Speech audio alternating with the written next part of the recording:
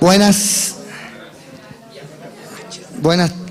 tardes, buenas noches, no sé, las 12 del día para mí es un horario, no se sabe qué hay que decir. Quiero agradecerle a toda la presencia aquí. Esta es una ocasión muy especial. El Instituto de Estudio Humorístico y la Escuela de Periodismo trae a una persona que tiene una doble militancia en el humor y en el periodismo de investigación.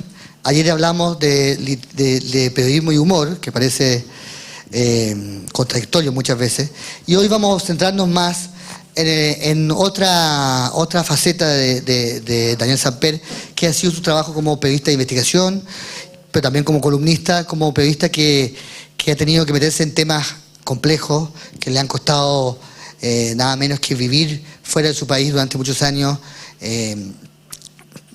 bajo una amenaza de muerte, y hablar un poco de este tema. Y mi interés era que justamente los alumnos de periodismo, yo tengo a los míos por lo menos ya amenazados con una nota, si lo hacen mal, que los alumnos te puedan preguntar y puedan interrogar. Todos parten ninguno va a sacar la máxima nota, tanto del 6 para abajo. Y presentarles primero a Daniel. Daniel Samper es periodista, es abogado, es una distinguida familia colombiana, donde hay muchas personas, muchos intelectuales, políticos. Ha escrito innumerables libros, también ha escrito guiones de comedia, ha escrito diccionarios sobre los Lelutier, de la A a la L, ¿o no? Bueno, a la S. De la A a la S, pero no sé, que mi ortografía me falla mucho. Y creó en el diario El Tiempo una unidad de investigación famosa que hizo escuela, tengo entendido, en Colombia, y que costó que la mayor parte de los cabecillas de esta organización tuvieran que exiliarse o tuvieran que salir del país. No sé si Daniel, cuéntanos un poco para empezar. ¿Cómo fue esta historia de la unidad de investigación del Tiempo? Muy bien, bueno, primero los quiero saludar. Que me gustaría que alzaran la mano los que son estudiantes de periodismo y no... ustedes me van a perdonar, pero yo los veo un poco como vi a los que se embarcaron en el Titanic, llenos de alegría, convencidos de que iban a hacer un viaje extraordinario en un buque, el mejor buque que se había inaugurado nunca en el mundo. Esto ocurrió hace 100 años, ya se sabe, ¿no? Y no sabían lo que les estaba esperando. Ustedes están muy sonrientes y se están metiendo en un Titanic que no sabemos para dónde va. No sabemos bien para dónde va el periodismo. No sabemos bien para dónde va la tecnología en relación con el periodismo. No sabemos si ustedes se van a ahogar en mitad del camino o si, como unos cuantos, van a sobrevivir. Pero de todos modos, los miro con la simpatía y la compasión que miré a los que se embarcaron en el Titanic. Sobrevivieron muchos, de manera que no sean pesimistas, muchos sobrevivieron. Murió Leonardo DiCaprio, por ejemplo, y hubo otros muertos importantes, en fin. Murió el capitán, tú no te rías mucho que el capitán se ahogó. Pero algunos sobrevivieron e incluso algunos fueron felices después. Así que piensen que se están subiendo a una profesión que se parece muchísimo al Titanic. No sabemos bien para dónde va, y es muy lindo cuando uno le pregunta, bueno, ¿hacia dónde va el periodismo? Y no tienen la menor idea, porque no sabemos bien, no sabemos toda esta encrucijada de la economía, de la tecnología, etcétera, hacia dónde nos lleve. ¿Qué hicieron los pasajeros del Titanic cuando vieron que habían golpeado, habían chocado contra lo que en gran español se llama en España un iceberg, o modestamente llamamos otras personas en un témpano de hielo? ¿Qué hicieron? Básicamente pensaron que tendrían que nadar y mojarse.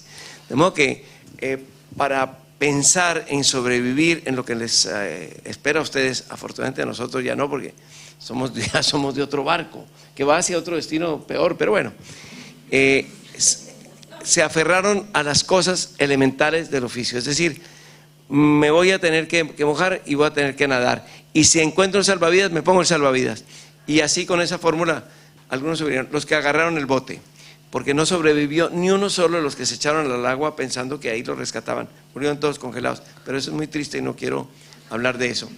O sea que hay una salvación, ustedes, señores pasajeros del Titanic, hay salvación, incluso en ese barco, y es aferrarse a las cosas elementales, básicas del periodismo, a los valores trascendentales del periodismo.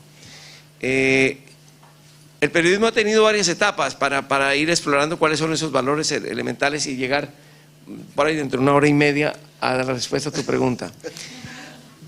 Hubo un primer periodismo político, el periodismo surgió como algo político, estoy hablando de América Latina sobre todo, ¿no? En que y a veces reaparece, hay metástasis del periodismo político, en que básicamente los periódicos no informaban, sino que desplegaban una serie de ideologías. En la época de la independencia y todo esto, pues fue muchísimo periodismo ideológico, político. Más tarde también, y se llega incluso a situaciones. Yo voy a contar la de Colombia muy rápidamente porque sé que es paralela a la de casi todos los países de América Latina. Hay un momento en que se enfrentan, incluso en los periódicos, los partidos tradicionales, liberal y conservador, y los periódicos son liberales o son conservadores, y toda la información, no solo la opinión, la información está permeada por esa posición. Entonces, cuando había una manifestación de un candidato liberal, esa manifestación en el periódico liberal tenía 100.000 personas y en el periódico conservador 2.000, y cada uno demostraba con cuadrículas que era así. Yo creo que si algún mérito le cabe a mi generación, y repito, estoy seguro de que esto se puede aplicar, se puede trasladar, extrapolar a los demás países de América Latina, lo he hablado con muchos colegas, ¿no? Si algún mérito le cabe a mi generación de periodistas es haber salido de ese periodismo básicamente político y haber pasado a un periodismo informativo, que en Colombia se ha manifestado ¿de qué manera? En la información profesional, es decir, despojada en lo posible de contenidos políticos. Siempre hay un trotskista que dice, no, la información siempre es política. Sí, señor, pero partamos de la base de que estamos aislándonos un poquito de eso y que hablamos de información no politizada en lo posible. Y luego, ese fue el primer logro, pasar a una información no politizada, en que si había 30.000 personas en la manifestación del liberal, eran 30.000, no eran 100.000 ni eran 10.000. Y lo segundo fue conseguir que los periódicos se volvieran mosaicos de opinión en la parte editorial, digamos, ¿no? Yo veo en España, vivo hace mucho tiempo allá, soy ciudadano español también, y soy colombiano y español en ese orden, pero soy español y quiero mucho España. Pero yo veo los periódicos de España, donde hay extraordinarios diarios como El País, que hay una profunda militancia ideológica en las páginas de opinión. Es decir, es muy difícil ver uno en un periódico de izquierda que tengan columnistas de derecha o en un periódico de derecha que tengan columnistas de izquierda. No ocurre así en los periódicos colombianos. Por lo general hay un mosaico de opiniones y un mosaico de opciones.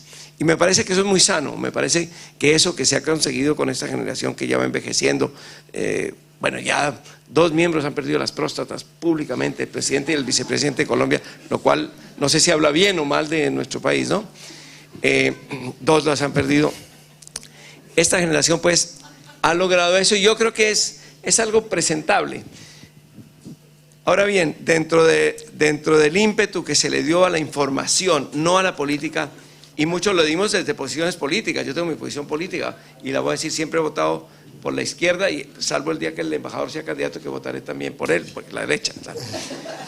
Pero quería decir que aparte de las posiciones políticas, hemos creído que tenemos un deber que va más allá de defender unas ideas, y es defender unos derechos, los derechos que tienen los ciudadanos a estar informados oportunamente, verazmente, hasta donde se pueda. Sí, no existe la verdad. Sí, no existe la verdad. Todo eso es verdad, pero estamos entre amigos, podemos contarnos las cosas. Las definiciones todas son relativas, pero ustedes saben de qué les estoy hablando. Tratar de buscar la verdad, por lo menos, ¿no? Y oportuno, veraz, completo, contextualizado, no solamente que la gente reciba noticias, sino que la entienda de qué le estamos hablando, ¿no? Y en ese punto de la información nos dimos cuenta, no sé si todos, pero algunos, de que había una función que el periodismo había estado olvidando. Esa función se ejerció en tiempos del periodismo político, que era la función fiscalizadora. Es decir, abrir los ojos, vigilar, cuestionar, cuidar, preguntar al gobierno y a otras entidades, ¿no?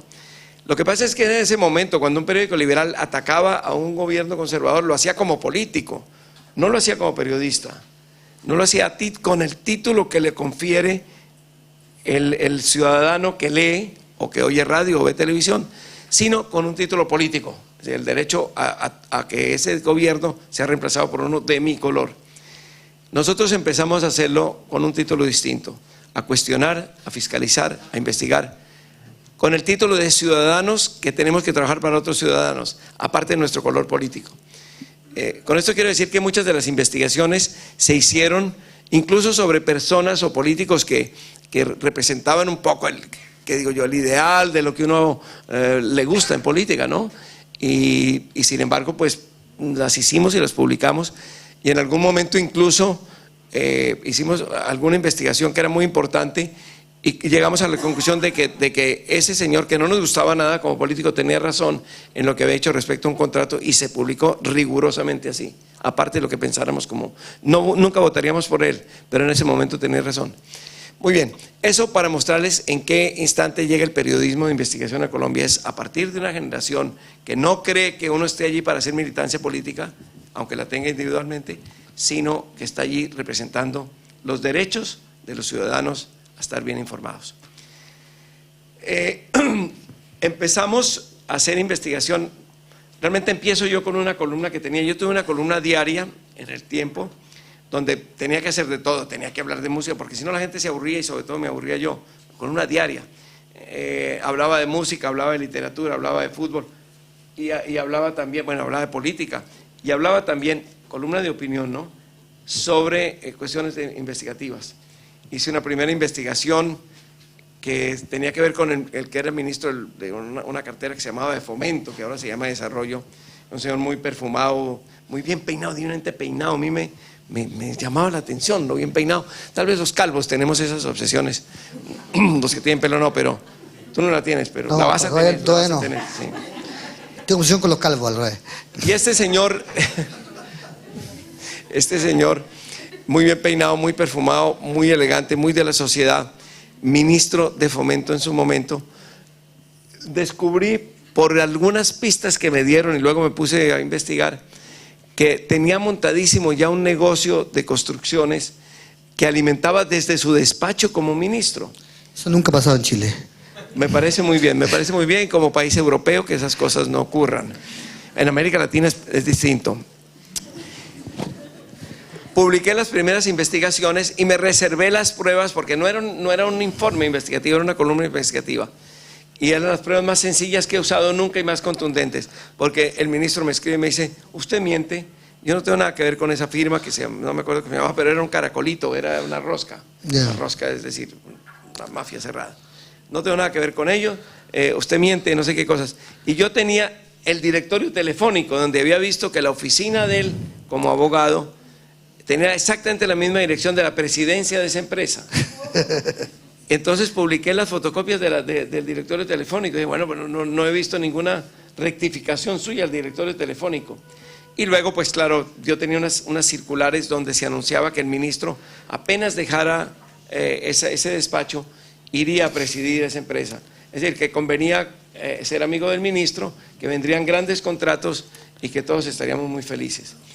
El ministro no cayó por eso, pero realmente hubo dos cosas importantes que se lograron. Primero, se vio que la prensa volvió a vigilar, no ya políticamente. Es verdad que el ministro era de un partido que no era el mismo de mi periódico, pero si lo hubiera publicado sobre un ministro del color del periódico, habría salido igual. Y esa es una satisfacción poderlo decir, ¿no? Mi periódico es El Tiempo, lo digo por si acaso. ¿Y el liberal? ¿El qué? ¿El Tiempo es liberal? El Tiempo Liberal, sobre todo, nació como periódico liberal y luchó durante la época de los enfrentamientos liberales conservadores como periódico identificado, periódico liberal. La generación mía le dio ese vuelco, entre otras cosas, porque heredamos el Frente Nacional, que fue una especie de pacto para no matarnos, ¿no? Le dio el vuelco de que sigue siendo un periódico liberal y se le identifica como tal, pero su información es una información muy abierta y hay toda clase de columnistas, hasta tipos indeseables, conservadores, que escriben allí, ¿no? Vamos a darle a mis alumnos que de entrevistas, que lo hice preparar 2 preguntas cada uno y van a pasar. Y son 72, 140, son 80, estamos saliendo sí. a las 8 de la noche. Gracias. Gracias, Rafa, muy agradecido. Haremos una pequeña muestra. Medina me pidió que sea la primera. ¿Ah? Sí. Medina, por favor. Que una de las cosas que yo les enseñé que yo les digo a los alumnos, y yo creo que es cierto, que los periodistas siempre tienen que tener ganas de ser los primeros. Y siempre tienen que tener ganas de preguntar. Sobre todo porque la Biblia dice que los primeros serán los últimos. Exacto. Medina, ¿los últimos en qué no dice la Biblia? O sea, voy a hacer la última. Ya. Hola. Hola. Ahora la segunda. Yo quiero saber cómo consigue sus bases de datos para hacer sus reportajes de investigación. Mira, los más admirados periodistas de investigación que ha habido en el mundo, admirados no solo por lo que hicieron, sino porque luego fueron protagonistas de películas, pues sus personajes, ¿no? Robert Redford y Dustin Hoffman, Todos los hombres del presidente, supongo que lo han visto, Todos los hombres del presidente. Bueno, decían ellos que los mejores periodistas de investigación son los que tienen los zapatos más gastados, es decir, por más internet, por más Facebook y una cantidad de cosas que ahora manejan mis nietas, que es what are you doing, o WhatsApp, o what do you want, o cosas de esas. Por más que todo eso exista, el mejor trabajo periodístico sigue siendo el de la persona que va, camina, llama a alguien, le dice ven, nos tomamos un cafecito, consigue fuentes, alimenta las fuentes, sabe gracias a esas fuentes dónde puede conseguir material, etcétera. De modo que sigue siendo un trabajo básico de buscar gente, y sobre todo buscar gente descontenta. Cuando tú quieras datos sobre una empresa o sobre un ministerio, no busques al que está muy contento, busca al que está descontento. Y el que está descontento generalmente padece a alguien, padece a un ministro, padece a un viceministro, a alguien sufre. Esa persona te va a hablar más, pero no la encuentras en internet. Tú no puedes, descontentos, ministerio, no sé, no aparece. Hay que caminar. Muestra tus suelas de zapato. Uy, bueno, Titanic se ahoga. Mira, ya ves, ¿no? Borradas. Buscar gente, hablarles con psicología. Ustedes se acuerdan en la película de Todos los hombres del presidente, que esos tipos iban a las casas de la gente, ¿no? Y los convencían de que les abrían sus puertas. Ahí nadie entraba por la ventana, eso no se puede hacer, ¿no? Y luego cuando entraban, entonces empezaban a hablar y muy hábilmente veían, por ejemplo, que tenía un perrito, una foto de un perrito. ¡Ay, qué maravilla el perrito! Yo tengo un perrito. Y así se iba ganando la confianza. La persona empezaba a hablar, no tomaban notas. Todas esas son cosas ya prácticas. No tomaban notas delante de la señora que decía, no, yo creo que el presidente sí dio la orden de que entraran al complejo Watergate. No, un momento. No advertían eso. Entonces, uno de ellos siempre tenía problemas renales, iba mucho al baño. Y es que en el baño era donde anotaba, ¿no? De modo que las fuentes básicas de información son los seres humanos y las pistas que te den. Luego te pueden decir dónde está el documento y tienes que ir a buscar el documento. Y ahí viene una etapa distinta en que te apoya la ley o no te apoya la ley, ¿no? No sé cómo esté Chile en materia, no sé si hay un abogado especializado en leyes de acceso aquí, pero normalmente los países tienen unas leyes que le permiten al ciudadano llegar a determinados órdenes de los documentos de la administración. En Colombia hemos tenido una ley muy amplia, ahorita resolvieron ampliarla más y claro, la restringieron, ¿no? Metieron la mano el gobierno, metieron la mano los partidos y arruinaron lo que había. Pero te permitía a cualquier persona, no solamente ciudadano, te permitía ir a los archivos públicos con unas excepciones que solo podía establecer la ley. Es decir, ustedes saben que hay una jerarquía, la Constitución es el máximo orden. Luego sigue la ley que desarrolla algunos de los preceptos constitucionales y que está por encima de todos los demás menos de la Constitución. Y de ahí para abajo siguen decretos, etcétera, etcétera. En Colombia teníamos esto, que la Constitución consagra el derecho de acceso a documentos públicos. La ley lo desarrolla y una de las cosas que dice la Constitución, y la ley no puede contradecir, es que solamente a través de la ley o de la Constitución se pueden establecer excepciones al acceso a documentos públicos. O sea que en Colombia, con excepción de una serie de cuestiones, no sé, militares, actas del Consejo de Ministros y cosas así, todo lo que haya en los archivos públicos debe estar abierto a los ciudadanos. Cuando digo ciudadanos, incluyo sobre todo a los periodistas, claro, ¿no?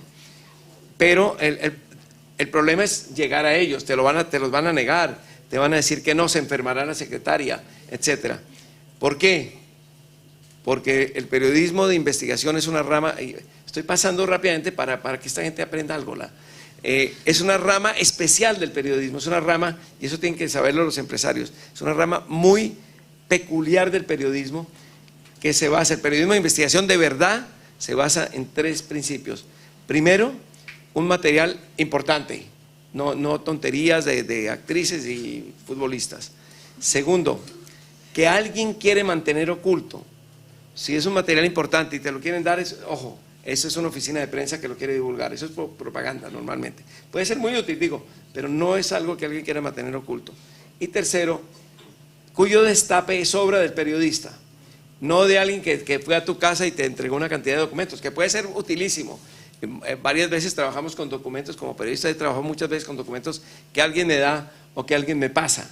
Pero el periodismo de investigaciones son cosas que tú descubres y que te ponen 1000 trabas para dártelas porque alguien quiere mantener oculto. Ahora bien, ¿cuál era la pregunta? ¿La segunda? Perdón, te acabo de completar. Te dije las fuentes de contacto personal, te dije las fuentes de documentales, es decir, de acudir a la ley, y te mencionaré que Internet realmente pues te abre muchas puertas y te permite llegar a muchos sitios, ¿no?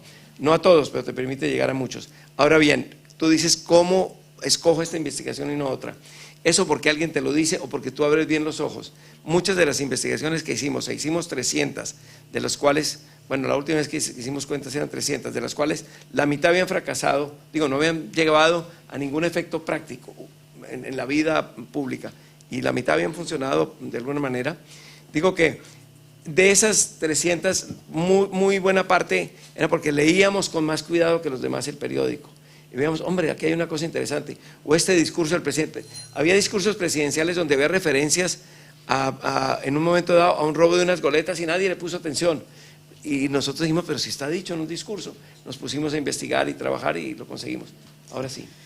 En relación con esas investigaciones que fracasan, ¿cómo enfrenta esa situación? Con mucho dolor. Sí.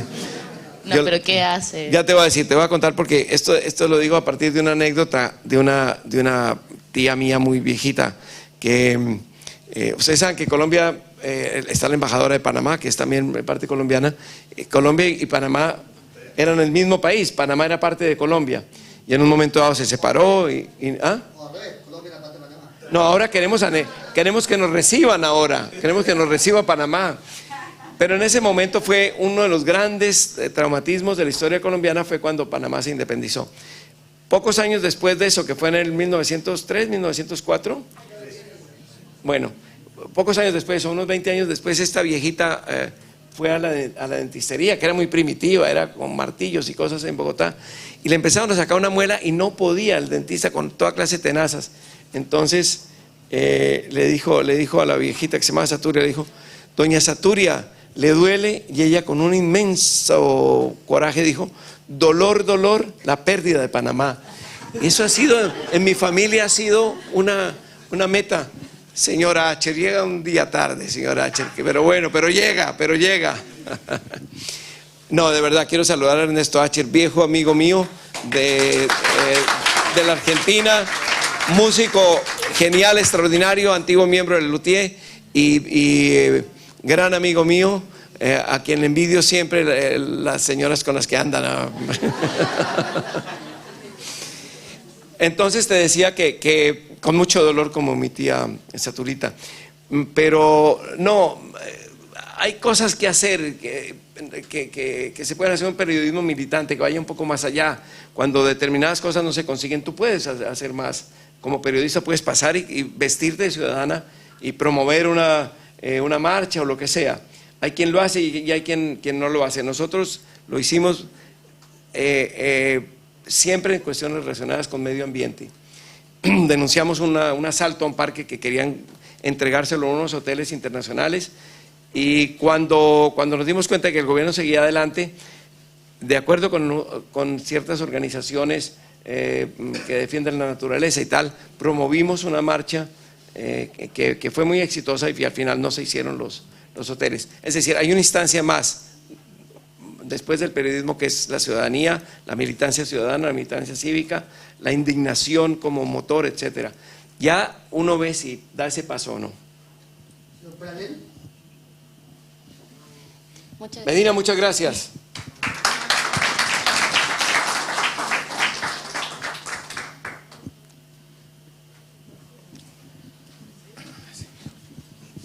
Nombre, por favor, para que... Cristóbal Pradel. ¿Cómo? Cristóbal Pradel. Ahora en español. Cristóbal Pradel, perfecto, perfecto. Bien. Hola, mucho gusto. ¿Qué tal, Cristóbal? Quería saber un poco cuál fue tu participación en la operación brasileña de liberación de los secuestrados de las FARC. Yo soy viejo y por eso siempre hago prólogos, entonces haré un prólogo. Muchas veces me buscaron para que participara en cuestiones, en comisiones de paz y en otro tipo de grupos que tenían contacto o iban a tener contacto con organizaciones guerrilleras o lo que fuera. Siempre me negué porque creí que quedaba automáticamente inhabilitado para opinar sobre eso, y creo que quedaría inhabilitado. No puedo comentar aquello en que he participado. Yo puedo ir como periodista y contarlo en una crónica, pero si ya tengo más datos y estoy cumpliendo una misión, es distinto. Entonces, me he negado a participar siempre en comisiones de estas, por lo mismo que me he negado a pedir entrevistas o a aceptar entrevistas que me ofrecen, en que no tengo toda la libertad para en un momento dado decir, no me está contestando lo que yo quiero, y pararme e irme. Eso no se puede cuando uno va a entrevistar a un guerrillero, digamos un jefe guerrillero, puede ser terrible, o un jefe paramilitar o lo que fuere. Por eso le tengo desconfianza a estas cuestiones, pero hace 3 años hubo la posibilidad de rescatar a 6 secuestrados que estaban en poder de las FARC, que es la guerrilla colombiana. Tenía esa horrible afición al secuestro, muy deplorable y perversa. Y me habló Piedad Córdoba, que es esta líder negra de izquierda, a quien yo admiro mucho y de la que soy buen amigo, y me dijo, mira, hemos pasado unas listas, se necesitaba que la aprobara la guerrilla, el gobierno, la Cruz Roja y el grupo que ella dirige, que es Ciudadanos y Ciudadanas de Colombia. Entonces hemos pasado una lista y hay muchos vetados por alguien, y uno de los pocos nombres aceptados por todos es el tuyo. Yo dije, se ve que el gobierno no leyó bien, porque yo no era amable con el gobierno, ni lo fui en materia de comentarios. Me convenció de que fuera por primera vez, y entonces acudimos. ¿Por qué mencionas que Brasil? Porque Brasil puso la infraestructura aérea, íbamos en unos helicópteros brasileños, y en efecto fuimos a cumplir la misión. Yo dije, no daré ni una sola declaración, ni escribiré una línea para el tiempo ni nada. Voy como un ciudadano que quiere colaborar, pero no voy como un periodista, y se lo expliqué al tiempo. Y dije, de mí no esperen una crónica, porque no voy a dar crónica. No esperen noticias, no me llamen, porque no voy a dar noticias. Yo soy un ciudadano que tiene que ser fiel a aquello que aceptó, que es ir y rescatar a unos rehenes. Rehenes no, secuestrados.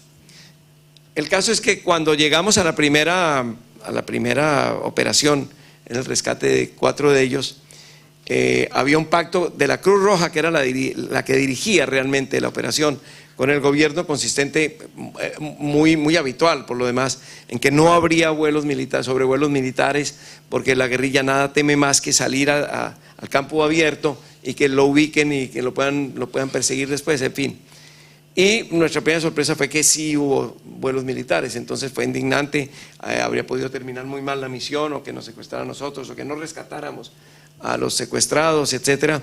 Y la Cruz Roja protestó muy indignada por esto. Entonces el ministro entonces, que es el presidente de ahora, retiró los aviones, pero de todos modos fue muy desagradable y fue un incumplimiento del pacto con la guerrilla. Logramos convencer a la guerrilla de que nos entregara de todos modos a estos caballeros que estaban secuestrados, que eran todos o militares o de la policía, no eran dirigentes del Partido Comunista, no, eran policías o militares. Acordaron que lo hacíamos en otro sitio, al lugar a donde llegamos no había sino un grupito guerrillero muy pequeño, porque se habían espantado de ver los sobrevuelos y cambiaron totalmente el sitio donde íbamos a entregar a la gente. Fuimos a recibirlos. Yo tengo que decir que me dio, lo dije ya antes y lo voy a repetir, que me dio mucho dolor como colombiano ver que la guerrilla cumplía y el gobierno no cumplía, porque el gobierno no nos cumplió. Y la guerrilla no solo sí cumplió, sino que normalmente los helicópteros estos tienen que salir de la selva cuando hay luz todavía. Estos helicópteros no pueden volar de noche porque es muy peligroso, ni mucho menos aterrizar en el aeropuerto donde aterrizaban, donde estaba programado que aterrizaran, que es el de Villavicencio, en los llanos, donde no hay iluminación nocturna, no hay vuelos nocturnos. Entonces la guerrilla pedía 2 horas para irse ellos y que arrancaran los helicópteros. Pedían 2 horas antes de que pudieran localizarlos, digamos. Entonces en 2 horas tenían que desaparecer en los meandros de la selva y tal. Y les pedimos que lo redujeran, y lo redujeron a 1 hora. Era un riesgo para ellos, porque de otro modo no podíamos salir nosotros. Salimos tarde, exponiendo la vida realmente, con un helicóptero de unos pilotos brasileños que no habían visto nunca montañas de ese tamaño, las montañas andinas que hay en Colombia. Unos tipos estupendos los brasileños, y finalmente llegamos en unas luces artificiales de automóviles puestos al lado y lado como en las películas, y protestamos ante el gobierno por lo que nos había pasado. Entonces lo que hizo fue bajarnos del helicóptero y no pudimos rescatar sino esos 4. Los otros 2 los rescató Piedad. Fui por eso, porque vi que realmente no muchas personas podían hacer eso que yo iba a hacer. Lo hice, y cuando terminó mi misión, que fue cuando me bajaron del helicóptero, ya volví a recuperar mi condición de periodista. Hablé con todos los medios de comunicación que me llamaron. Estuve dedicado un día entero a hablarles a todos. Era una fuente de información, ¿no? Pues, y además escribí para mi periódico, por supuesto, no podía no hacerlo para el periódico, una crónica. Otra pregunta un poco alejado de este tema. ¿Crees que se puede relacionar, o hay alguna relación entre el ritmo y el romanticismo del vallenato y el periodismo? Bueno, no, ojo, no se rían porque Cristóbal tiene razón. La esencia del vallenato es la crónica, son trovadores que van cantando las noticias, toda clase de noticias, desde las noticias económicas hasta las noticias del amor. Y la esencia del periodismo es lo mismo, es estar cantando. El vallenato es una réplica moderna y caribe de los trovadores y del mester de clerecía, y no el de clerecía, el de juglaría del medioevo en Europa. Entonces, pues sí, son tipos que van cantando noticias, ¿no? De manera que se parecen mucho en eso. Y lo cierto es que cuando uno examina el vallenato presenta quejas, decía yo, de tipo económico. Hay un vallenato de Rafael Escalona, lo recomiendo mucho a Rafael Escalona, que habla de un préstamo que le dieron a él. Señor gerente, ¿cómo voy? No me vaya a criticar, Acher, porque me voy. Estás cantando por fa, viejo. No me jodas. Bueno, señor gerente, ¿cómo voy a hacer para pagarle lo que me prestó? Porque el gusano se comió el arroz y no me queda con qué responder. Es una queja de un pobre deudor de una caja agraria, pero la canta, ¿no? Esas mismas quejas las ve uno en columnas de prensa, en los periódicos económicos, solo que este es mucho más noble porque es cantada, ¿no? Gracias, Acher. Bueno, Cristóbal, muchas gracias. Me llama la atención que me han preguntado bastante por vallenato, y esto me ofrece, en fin, serias esperanzas de que Chile se puede salvar. ¿Cómo estás? Muy bien, Rodrigo. Muñoz. ¿Rodrigo qué? Muñoz. Rodrigo Muñoz. Sí. No, Míos no, Muñoz. Bueno, qué difícil, ¿no? Qué difícil esto. Bueno, Sí, Rodrigo. don Daniel, yo le quería preguntar por qué. Tengo entendido que usted se fue hacia España porque su nombre estuvo en una lista negra. Sí. Quiero saber cómo llegó su nombre a la lista negra, si acaso fue algún trabajo suyo que gatilló eso o fueron otras circunstancias.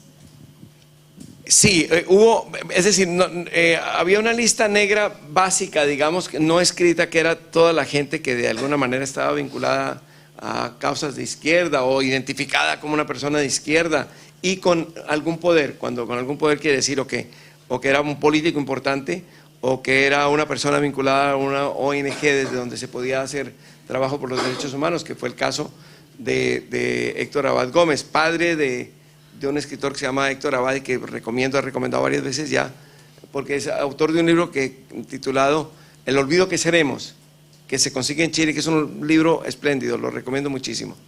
Bueno, yo como periodista y como persona identificada como qué sé yo, militante de izquierda, que lo he procurado serlo, ¿para qué lo voy a decir? Voy a decir que no. Estaba un poco en esa lista general, pero ya para pasar a la particular lista de personas dignas de ser eliminadas, hubo una investigación que tumbó a un ministro que apoyaba a los grupos de autodefensa, ¿no? No entro en demasiados detalles. Y yo creo que eso fue lo que me hizo pasar, y lo creo porque cuando me llamaron y me amenazaron, me mencionaban ese caso, ¿no? Y las amenazas ya más específicas surgen a raíz de la renuncia del ministro, no cuando publico las primeras investigaciones, sino la renuncia del ministro. Realmente estar en una de esas listas era una amenaza, pero no era una amenaza que se fuera a cumplir indefectiblemente, hasta cuando uno empieza a ver que baja la lista de los muertos, ¿no? Allí matan a Guillermo Cano, que estaba en la lista, director del Espectador, periodista integral, estupendo, que todos quisimos y admiramos, y empiezan a matar a más personas.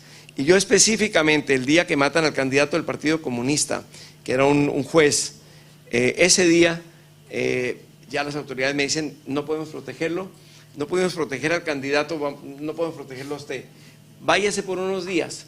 Y yo pues me fui metimos 4 trapos en una maleta con mi mujer, nos fuimos donde unos amigos en España y compramos tiquetes de 90 días, pensando que en 90 días volvíamos. Después supimos que la amenaza era mucho más concreta y que inclusive había un sicario pagado para que me matara a puñaladas, no a tiros. Era mucho más, consideraban que era mucho más aleccionador que me matara al salir de mi casa. Yo siempre salía de mi casa y me iba en un taxi al periódico. Ahí a puñaladas, les parecía más bonito, que atraía más gente, ¿no? Entonces ya la muerte a puñaladas ya me da un poquito de pereza, entonces me fui quedando. Y primero me quedé porque no me querían estos señores en Colombia. Luego fueron desapareciendo casi todos ellos, enfermos de pulmonía, ¿no? Dados de baja. Y ya me quedé porque pues estoy contento en España y porque además tuve un percance muy grave que fue un hermano político que eso le impide a uno escribir sobre política durante años, ¿no? Respecto a eso, su hermano Ernesto fue presidente en los 90. Parece. ¿Parece? Sí. Bueno, sí. Viendo sus columnas de política, usted es muy crítico y tiene un ojo muy agudo sobre la realidad social que ocurre en el país durante ese gobierno. ¿Cómo lo hacía usted para congeniar su profesión con su hermano? Nunca la congenié. En el momento en que él fue nombrado candidato del Partido Liberal, hasta 3 años después de su presidencia, dejé de escribir como periodista en Colombia. Me reduje a ser periodista en España, donde era editor de Cambio 16 y escribía distintas cosas en Cambio 16, sobre política española, por ejemplo. Pero nunca escribí sobre el gobierno de él. Es imposible, es decir, hasta los códigos penal y civil te dicen que si tienes determinado nivel de parentesco, ningún juez te puede obligar a declarar, ¿no? Es imposible comentar uno imparcialmente lo que hace un hermano de uno que esté en un cargo tan elevado como es ser presidente. Entonces, yo nunca escribí sobre él en Colombia, dejé de ser periodista en Colombia, dejé de recibir dinero como periodista en Colombia, que era muy doloroso, la verdad. Pero ahí fue cuando supe que definitivamente me quedaba en España ya por un tiempo largo. Seguí trabajando en Cambio 16, revista a la que quise muchísimo hasta el día que se acabó. Y bueno, esos fueron pues 4, 5, 6, 7, 8, 9 años. Al cabo de todo ese tiempo me volvieron a llamar del Tiempo. Me dijeron, bueno, creemos que ya pasó tu ayuno. ¿por qué no volvés a ser columnista? Y he vuelto a ser columnista. Ok. Bueno, Rodrigo Muñoz, muchas gracias. Hasta luego, muy bien. ¿Tu nombre? Cristian Yáñez. Cristian Yáñez. Cristian Yáñez. Cristian Yáñez. Daniel, me informé un poco. Sí, yo sí, gracias. Ven a ver. Me Ya estoy hablando chileno yo. Me informé un poco de ti leyendo acerca de tu visita, pero hay algo súper que converge, o sea, yo quiero preguntarte cómo converge el periodismo y el humor. ¿Cómo lidia esto y cómo tú como periodista puedes, cómo se puede usar esta herramienta sin perder la credibilidad, que es lo más importante que uno puede tener como periodista? No vino, Cristian no vino. No, con mucho gusto te lo digo. Mira. Voy a usar una metáfora culinaria, que no es lo que estás pensando, que se refiere a la cocina. Bueno. ¿Sí? Bueno. El buen cocinero sabe que tiene que usar sal, pero tiene que saber que no puede usar demasiada sal. Y que tiene que echársela básicamente, por ejemplo, a los huevos y cosas así. Y que si se le echa al postre, se daña el postre. Pasa lo mismo con el humor. El humor te permite aderezar una columna, te permite llegar más fácilmente a la gente, te permite que sea más grata la lectura de tu columna. Otra cosa distinta es el humorista, estoy hablando del columnista político que usa el humor, ¿no? Lo que no puedes es echarle demasiada sal, ¿no? Ni puedes salar el postre. Cuando yo hago investigación y escribo investigación, lo que me interesa básicamente es que cada palabra esté reflejada en algo que yo le pueda demostrar a un juez. Es decir, si yo digo, y aquí abusó de los dineros, tengo que demostrarlo de alguna manera, o porque alguien me lo ha dicho y me lo sostiene con su nombre, o porque lo conseguí en un documento, o en fin. Eso es lo que más me interesa cuando escribo un periodismo de investigación, un informe investigativo, que las palabras correspondan a hechos demostrables, es lo que me interesa básicamente. Luego trato de que sea ágil y tal, pero sé que allí no puedo meter chistes ni puedo excederme en el humor, ¿no? Entonces procuro que sea medido porque perdería credibilidad. Ahora bien, cuando escribo como columnista es un arma positiva la que tengo, ¿no? Allí hay que echarle la sal a los huevos, entonces en ese caso lo uso como un mecanismo para llegar mejor, para defenderme mejor y para atacar mejor, ¿no? Yo creo que la credibilidad te la da el hecho de que cuando publicas un informe investigativo no hay juez que te lo pueda tocar porque está impecable en su investigación. Y cuando publicas una columna le llegas bien a la gente si utilizas el humor. De hecho, cuando teníamos la unidad investigativa hacíamos el informe y siempre sabíamos que había una réplica, es como llaman acá, ¿no? El informe era el terremoto, y la réplica era lo que atacaba, en fin, el político al que acusábamos, o el senador, o quien fuera. Ahí actuaba más ya la columna mía que la unidad investigativa per se. Entonces nosotros llamamos el brazo desarmado de la unidad investigativa, porque esa era una pelea política ya. Esto no era una pelea jurídica, digamos, de demostrar con documentos. Y esa la daba yo en la columna y ahí me defendía como podía y todas esas cosas. Y ahí pues sí utilizaba las armas del humor, ¿no? Claro, como un arma de doble filo. Sí, el humor. sí. Te puede uno cortar también, sí, ¿cierto? Claro. Y mi otra pregunta es, conociendo bien el periodismo latinoamericano y tu experiencia en España, ¿qué es lo que tiene, cuáles son los buenos y lo malo y lo bueno de España o de Europa con respecto al periodismo?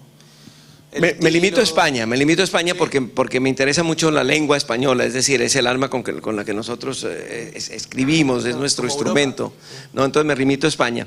Yo creo que una de las, voy a decirlas en cualquier orden, creo que una de las ventajas que puede tener el periodismo de algunos países de América Latina, tampoco puedo hablar de todos porque no los conozco suficientemente, es el hecho de que es un periodismo más pluralista en un solo medio. No sé si esto se aplique mucho a Chile, pero el caso es que analizando algunos medios de comunicación veo que allí están más reflejados distintos puntos de vista que en un solo medio de comunicación español, por ejemplo. Yo admiro mucho al País de España, que está ahorita en una crisis complicada y tal, pero lo admiro mucho, creo que es el mejor periódico que se ha hecho en lengua española. Pero le anoto eso, tú encuentras allí el reflejo de una posición de centro izquierda o de izquierda. No encuentras columnistas que te digan otra cosa. Y yo creo que es válido tener columnistas que te digan otras cosas, porque hay lectores, no todos los lectores que tienen son de izquierda. Si todos fueran de izquierda se habrían ganado todas las elecciones del Partido Socialista, que no ha sido así. Entonces ellos merecen que tú les des otros puntos de vista para escoger, ¿no? Creo que en ese sentido somos más pluralistas nosotros. Al mismo tiempo creo que ellos han hecho una revolución que no se hizo en América Latina en deportes, en fútbol más particularmente. Ellos tienen una redacción de fútbol extraordinaria. Es una escuela que creó, y lo voy a decir con su nombre porque lo admiro mucho, Santiago Segurola, que era del País y ahora escribe en Marca. Y creó una escuela donde no bastaba con saber resultados, como en muchos países nuestros. Yo creo que en Colombia es muy mala la información deportiva en ese sentido. Tienen resultados y enemigos. El redactor de deportes sobre todo le interesa pelear con los directivos o con el entrenador, y si logra una pelea con el centro delantero, eso pues lo lleva a la gloria. Estos hacen una cosa distinta, muy al estilo, digamos, de lo que son los relatos deportivos en Estados Unidos, donde no hay fútbol, pero sí béisbol y boxeo y otros deportes.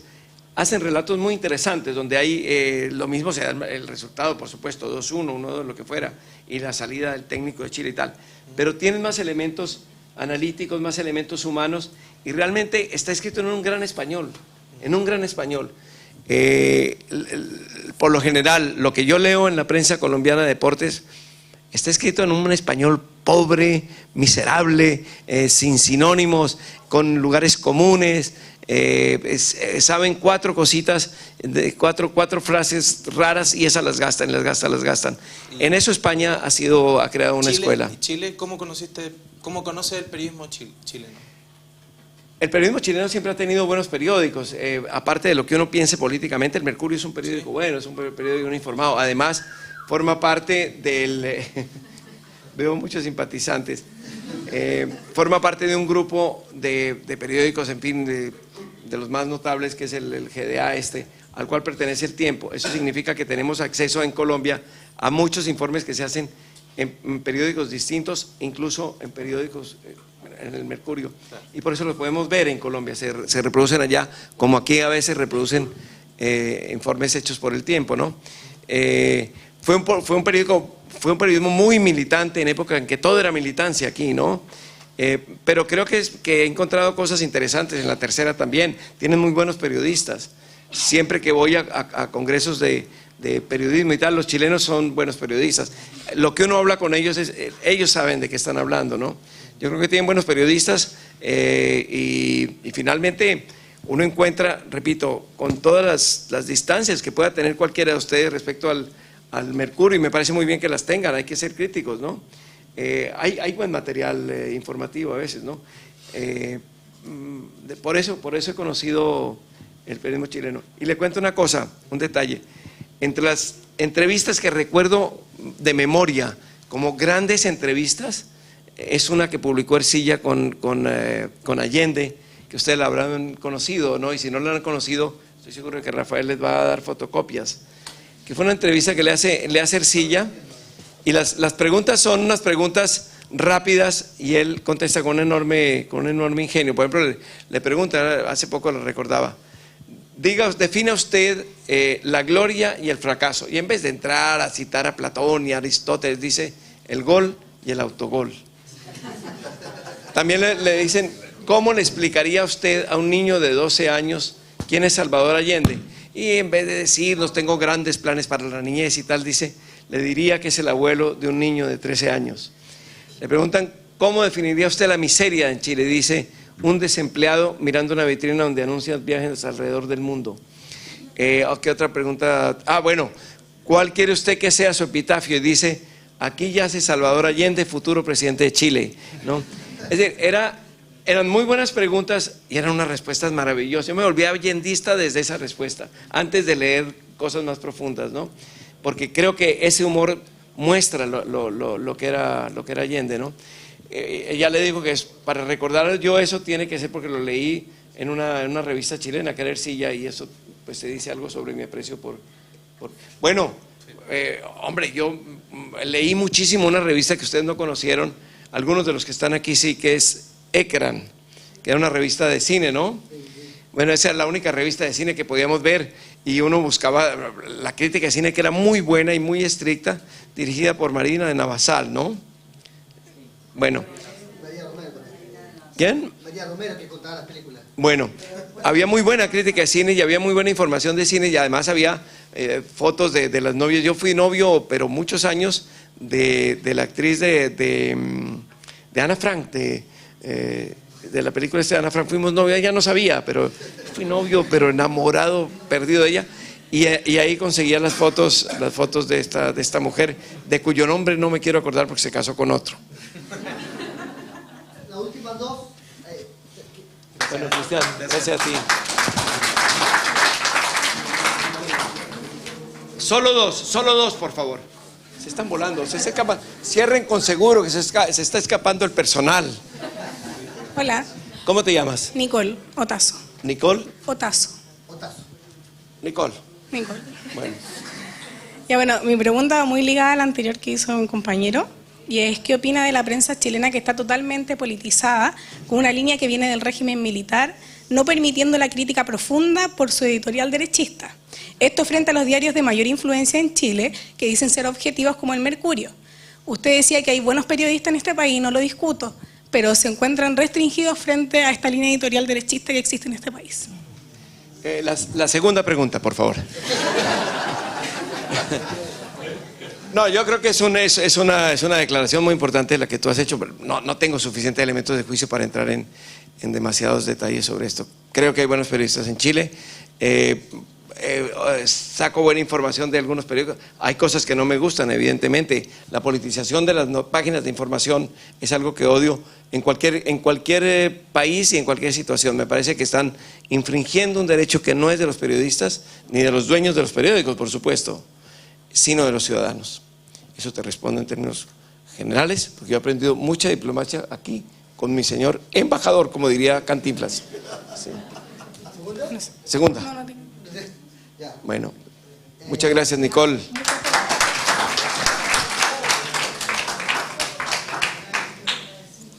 Hola. ¿Cómo estás? Soy Jessica Duque. Jessica Duque. Sí, llevo 3 meses en Chile, soy colombiana. Y qué bien. No se vayan porque es colombiana, pero no les va a pasar nada. No les va a pasar nada, es una colombiana normal. Normal. Sí, tenía que pasar porque lo tenía que saludar acá. Es un orgullo escucharlo. Venga para acá, mija, arrímese un poco más. Esto es en familia. Esto no me pasa todos los días. Nada, sí hay que concluirlo. Yo quiero concluirlo hablando de Daniel Samper Ospina, que lo admiro mucho, su hijo.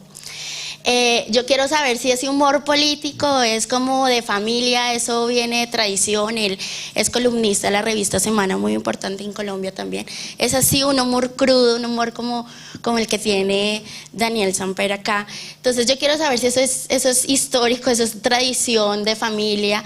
Porque también Ernesto Samper, como expresidente, también hizo una política humorística muy buena. Sí.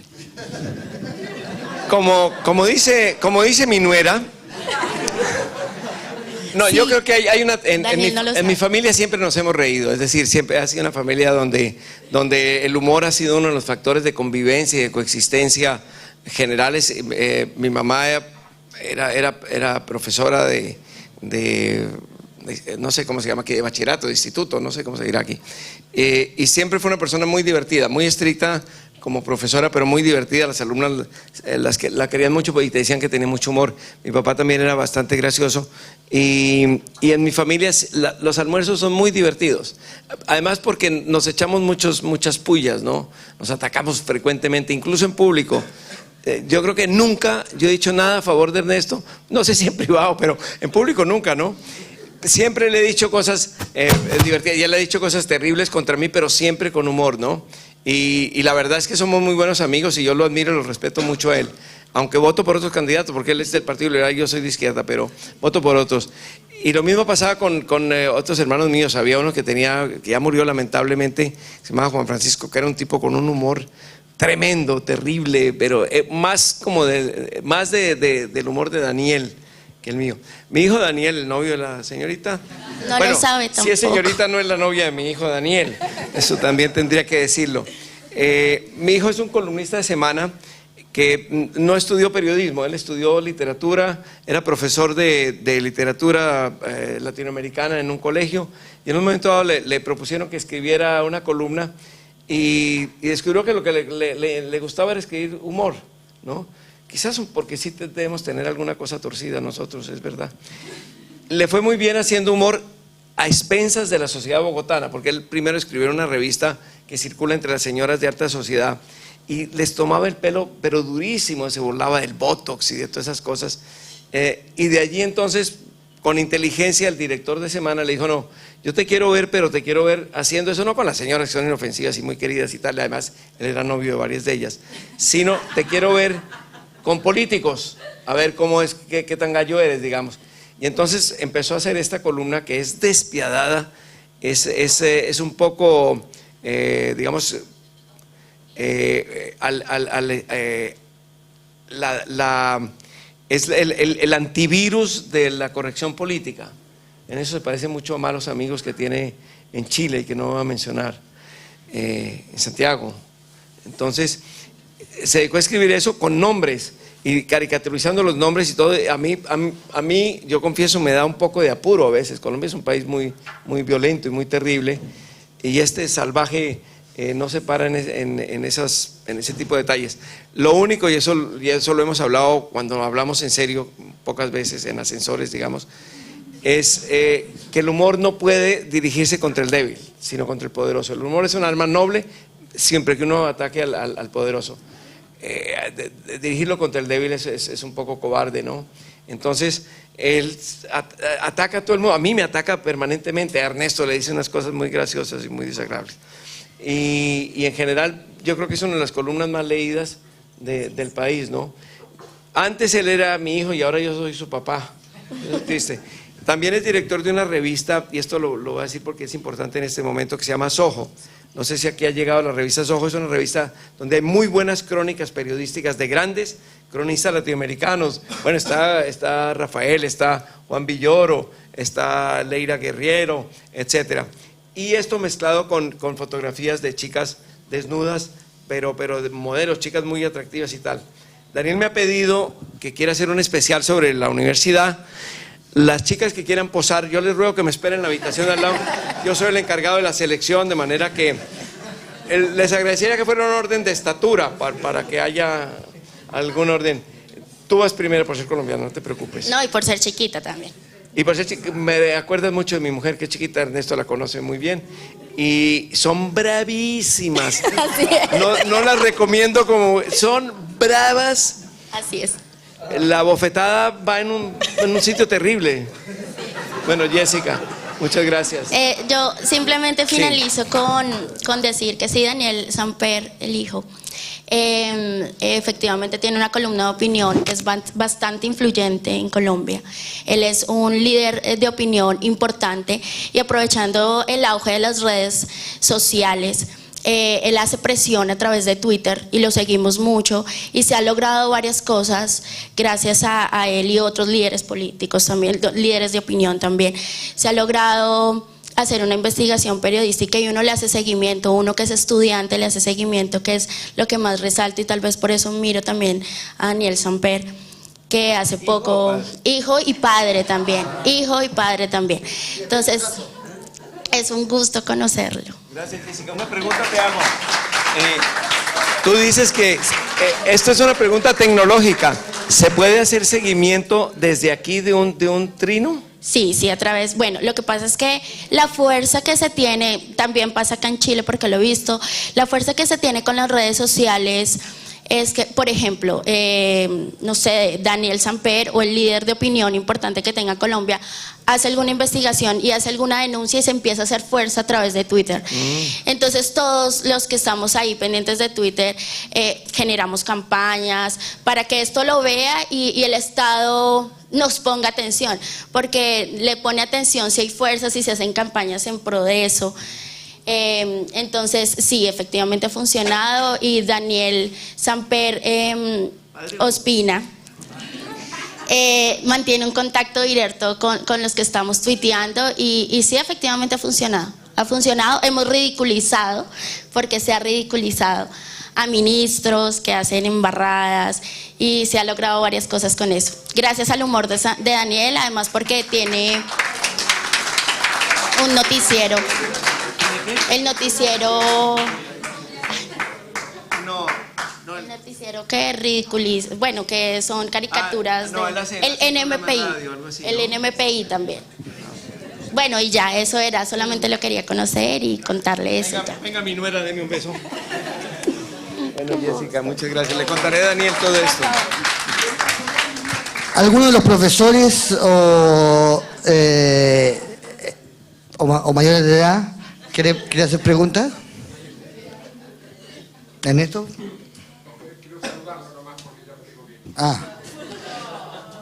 Venga, H, por favor. Venga. Qué bueno encontrarte. Hombre, la señora no hubieras podido venir ayer. Lo que pasa es que nadie me avisó que era ayer. Nadie. Y tenía actividades desde las 10 de la mañana hasta las 8 de la noche. Y no pude, tenía que estar en Viña. Entonces, y me enteré de casualidad, porque te cruzaste con mi mujer. Sí. Claro, y menos mal que terminé temprano la clase. Bueno, qué bueno. ¿Hasta cuándo te quedas? Me voy mañana, ya a las 6 de la mañana. Pero volveré. Damos por terminado la... Qué alegría verte, ¿verdad? Ve a tu mujer. Ha crecido, parece de 11 años ya. Además, un par de veces que tuve que poner ejemplos de cómo uno no puede reírse de los demás si no se ríe primero uno. Los chistes que cuando fuimos al restaurante, no, me decían, usted puede entrar, pero su nieta no. No, claro, entonces viste. Contado por él, tenía un mérito contado por él. Daniel, venga, le voy a presentar al embajador nuestro.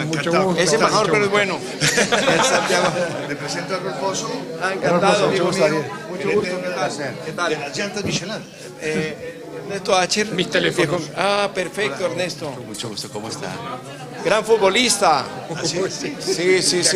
Un día le rompió una pierna. Dije yo, se acabó la función del LT. Entonces me dijo, no, esto ahorita se para y te hace un gol, te jode con él. Típico argentino, ¿no? Típico argentino. Bueno, lo que no has contado, sí. Y no te perdono, bueno, yo sé por qué lo hiciste, pero no cuentas nunca la paliza que te di al Scrabble. No me acuerdo de eso. Eso está en el Museo de la Memoria ya. No, una estrategia que cambiaba cada ratico de letras y nos masacró, eso es verdad. A mí se me ha olvidado, no me gusta que lo recuerdes cuando hay gente. Le vas a dar un beso a Pilar. Sí, le doy uno nombre tuyo y otro nombre mío. Ya le doy siempre un beso cuando vuelvo, uno. Mi correo. Aquí está, ponémelo.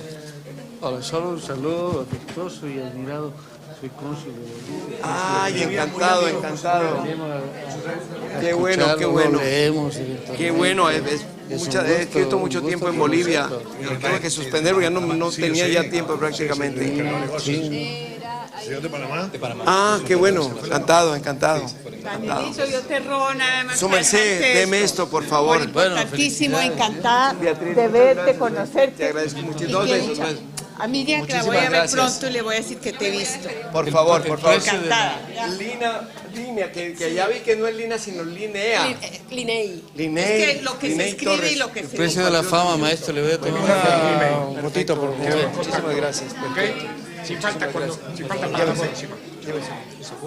Oiga, qué alegría verlos, de verdad. Parecen como de 12 ya. Ya estoy creciendo. Sí, me permite. Gracias. Bueno, muchas gracias a ustedes, hombre, por venir. Hincha de Santa Fe, ha debido pasar aquí. Tomamos una foto. Sí. A ver, yo sigo con esta cosa, voy a dejarla en alguna parte.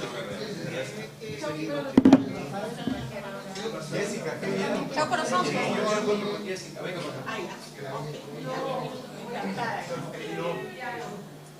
Panameño entonces.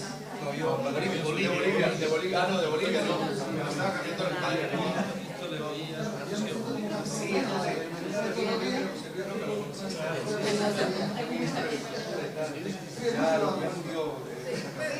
Cuando los se mete en la Embajada de Colombia, que fue fundamental porque sabía mucho de derechos internacionales. Sí, claro.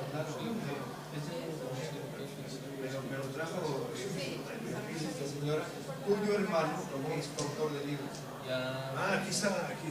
Este también me lo regalaron. Mire, qué bueno. Y es hermano de Beatriz Nogales. Sí. Una señora que vive acá. Y José Luis es el amigo que nos hablaron de él. Vamos con unas par de fotos. Oye, muchísimas gracias, de verdad, me encanta siempre ver amigos de Bolivia que no tienen costeños, pobrecitos.